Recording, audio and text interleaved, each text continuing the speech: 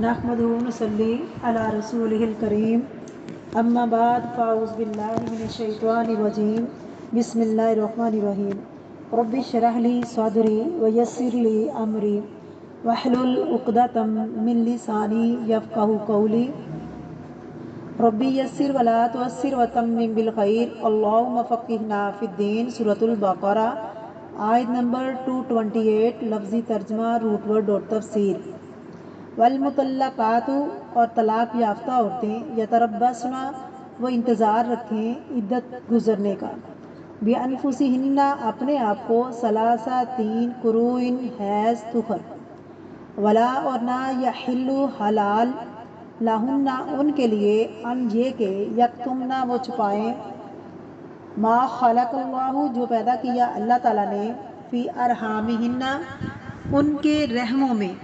ارحام رحم کی جگہ ہے، بچے کا جو مقام ہوتا ہے، اردو میں بچہ دانی بھی کہتے ہیں، پیٹ کا وہ حصہ جہاں بیبی ہوتا ہے۔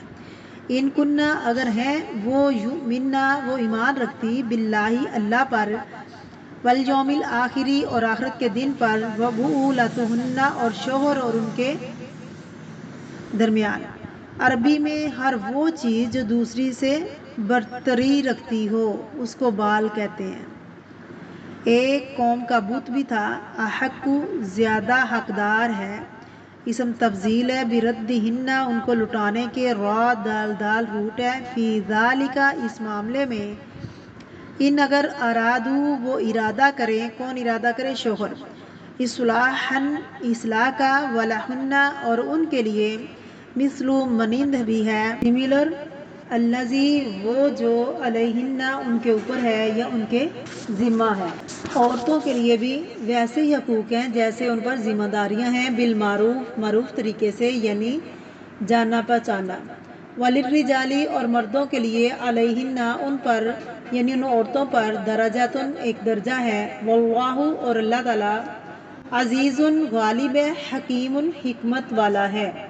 تفسیر بسم اللہ الرحمن الرحیم والمطلقات اور طلاق یافتہ عورتیں یتربصن وہ انتظار کریں، اپنے آپ کو روک کر رکھیں، نکاح نہ کریں، بانفسہن اپنے نفسوں کے ساتھ، اپنے آپ کو کتنا انتظار کریں؟ ثلاثۃ قروء 3 حیض 3 طہر، بعض دفعہ پیریڈ آنے کا انتظار کریں، چاہے وہ 3 مہینے کے اندر آ جائیں یا عادت کے مطابق 3 مہینے سے زیادہ لگ جائیں یا 3 سے کم بھی ہوں۔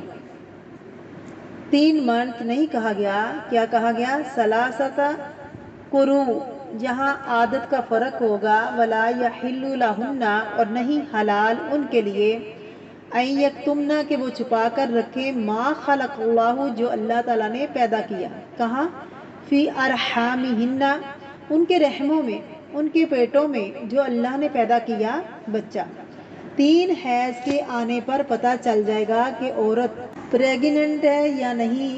اگر عورت کو پتہ چل جاتا ہے کہ اسے پیریڈ آئی ہی نہیں تو وہ کہتی ہے ہاں ہو گیا کام یعنی پریگننٹ، ایسی صورت میں دوبارہ نکاح کرنے کی اجازت نہیں جب تک بچے کی ولادت نہ ہو جائے۔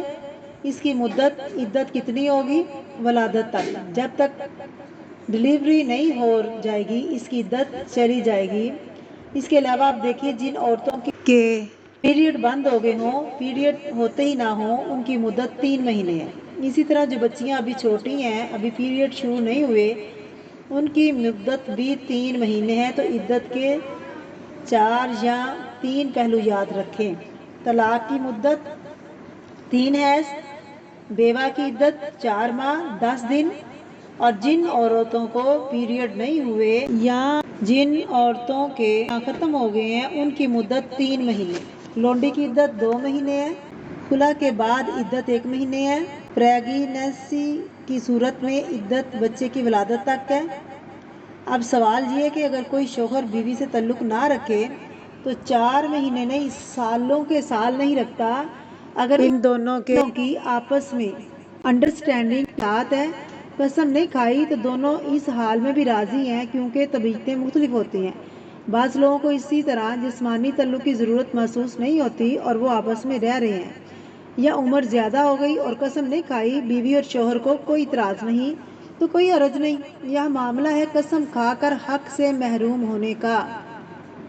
دوسری بات یہ کہ اگر شوہر کو ضرورت نہیں لیکن بیوی کو شوہر کی ضرورت ہے تو شوہر اس کی ضرورت پوری نہیں کرتا تو اس صورت میں وہ خلا لے سکتی ہے یا خلع ایک بنیاد بن سکتی ہے۔ اگر بیوی اپنے حق میں کمپرومائز کرتی ہے تو ٹھیک ہے، کوئی بات نہیں کہ اگر میں طلاق لوں تو کہاں جاؤں گی، جیسا چل رہا ہے چلتے رہے، تو اس صورت میں ایسا بھی کر سکتی ہے۔ 3 حالتیں ایسی ہیں جس میں شوہر بیوی کے ساتھ جسمانی تعلق قائم نہیں کر سکتا: روزے کی حالت، اعتکاف کی حالت اور احرام کی حالت۔ حج کے دنوں میں اس کو بھی کس چیز سے متعلق قرار دیا گیا؟ ان کننا یؤمننا باللہ والیوم الآخر، اگر وہ اللہ اور یوم آخرت پر ایمان رکھتی ہے تو ایمان کا تقاضا ہے کہ اپنے پیٹ کے بچے کو چھپائے گی نہیں۔ وبعولتہن، اور ان کے شوہر احق، زیادہ حقدار ہیں، بردہن، ان کو لٹانے کے لیے یا ان کو واپس لانے کے لیے، یعنی حالت عدت میں شوہر کو اجازت ہے کہ وہ بیوی کو واپس بسا لے جب تک کہ طلاق بائن نہ ہو۔ بائن کون سی ہوتی ہے؟ جس کے بعد رجوع نہیں ہو سکتا۔ مثلا پہلی طلاق طلاق رجعی ہوتی ہے، دوسری طلاق طلاق رجعی ہوتی ہے، تیسری طلاق طلاق بائن ہوتی ہے۔ بائن کا مطلب ہوتا ہے جدائی ڈال دینے والی۔ اب وہ شوہر واپس نہیں لا سکتا۔ اب عورت وہ ٹائم پیریڈ پورا کر کے اور شادی کر سکتی ہے۔ اگر ایک دفعہ طلاق دی تو پھر رجوع کر سکتا ہے اور شوہر کا حق سب سے زیادہ ہے کہ وہ بیوی کو واپس لے آئے۔ فی ذالک، اس مدت میں، اس عرصہ میں، کون سے عرصے میں؟ عدت کے عرصے میں۔ ان ارادو اصلاحا، شرط یہ کہ اصلاح کا ارادہ رکھیں، یہ نہیں کہ ستانے کے لیے واپس لے آئے۔ اگر واقعی اس نے سچے دل سے توبہ کر لی تو آئندہ اصلاح کرے گا تو ایسا کیا جا سکتا ہے۔ وَلَهُنَّ، اور ان عورتوں کے لیے کیا ہے؟ حقوق ہے۔ کیسے؟ مثل منین،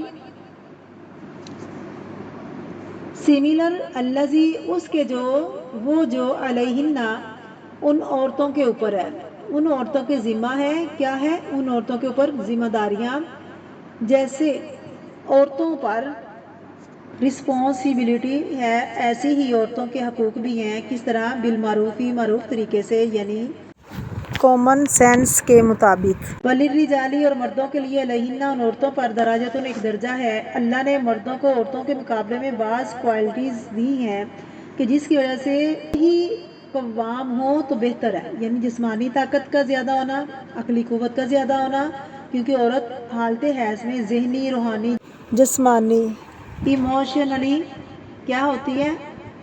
ویک ہو جاتی ہے۔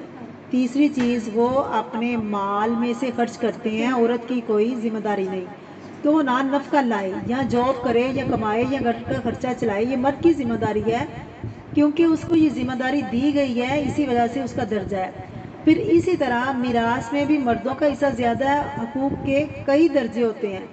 ایک ہے جینے کا حق، یعنی زندگی کا حق، مرد اور عورت میں کوئی فرق نہیں۔ تعلیم کا حق، کوئی فرق نہیں۔ شادی کا حق، کوئی فرق نہیں، دونوں کا حق ہے کہ ان کی شادی کی جائے۔ اسی طرح عبادات کا حق دونوں پر فرض ہے۔ اسی طرح آزادی، یعنی بحیثیت ایک آزاد شہری کے طور پر رہ سکے، دونوں کا حق ہے۔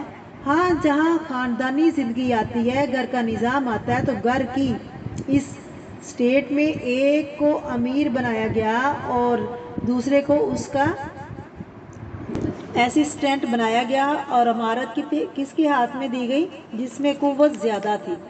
چونکہ عورت کی ایک مخصوص ذمہ داری ہے، جیسے بچوں کی پیدائش، پرورش، اس کی بنیاد پر اسے ذمہ داری نہیں دی گئی، ذمہ داری مرد پر ڈالی گئی۔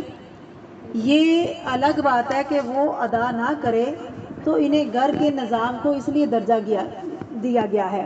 اس کا مطلب یہ نہیں ان کا درجہ اللہ کی نگاہ میں زیادہ ہو جاتا ہے یا ان کا جنت میں درجہ زیادہ ہوگا یا یہ کہ ان کو خاص درجہ حاصل ہوگا، نہیں، بلکہ یہ درجہ اتھارٹی کا درجہ ہے، ذمہ داری کا درجہ ہے۔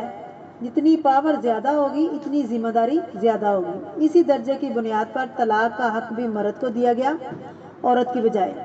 تاکہ گھر کے نظام کو برقرار رکھا جا سکے۔ عورت اپنے مخصوص ایام میں جب وہ تکلیف روحانی جسمانی تکلیف میں ہوتی ہے، کہیں ایسا نہ ہو کہ وہ اس حق کو اپنے خلاف استعمال کر لے۔ واللہ عزیز حکیم، اور اللہ زبردست ہے، حکمت والا ہے۔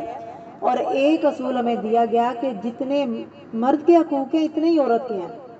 نہ کوئی خود نقصان اٹھائے نہ کسی کو نقصان دے، ہر کوئی اپنے اپنے دائرے میں کام کرے۔ ہر ایک کے حقوق بھی ہیں اور ذمہ داریاں بھی۔ جتنی کسی کی ذمہ داری ہے اتنا بوجھ زیادہ ہے۔ گھر کی دنیا میں ایک ہی باس ہوتا ہے، جس طرح کسی کمپنی کا ایک ہی باس ہوتا ہے، اور کسی گاڑی کے دو ڈرائیور نہیں ہو سکتے، کسی کشتی کے دو ملاح نہیں ہو سکتے۔ اگر دو ہوں تو کیا ہوگا؟ ہاں، اگر ایک ہو اور ایک اس کا مددگار ہو تو ہو سکتا ہے۔ پھر یہ کہ ایمان کا تقاضا کیا ہے؟ انسان اللہ کے حکم کو قبول کرے، اور مصیبتیں اس لیے آتی ہیں کہ ہم اللہ کے قریب ہو سکیں، کیونکہ زندگی میں اگر بہت نعمتیں ہو جائیں تو انسان غافل ہو جاتا ہے۔ ایک اور وجہ یہ بھی ہو سکتی ہے، انسان دوسروں کی تکلیف کو صحیح طور پر محسوس کر سکتا ہے جب وہ خود تکلیف سے گزرتا ہے، تو تکلیفوں کے آنے میں حکمت ہے۔ اللہ بندے پہ ظلم نہیں کرتا۔ تکلیف آئے تو دنیا کی حقیقت پتہ چلتی ہے کہ دنیا میں دل نہیں لگتا، کون انسان کس کے کتنے قریب ہوتا ہے، تب انسان کو پتہ چلتا ہے۔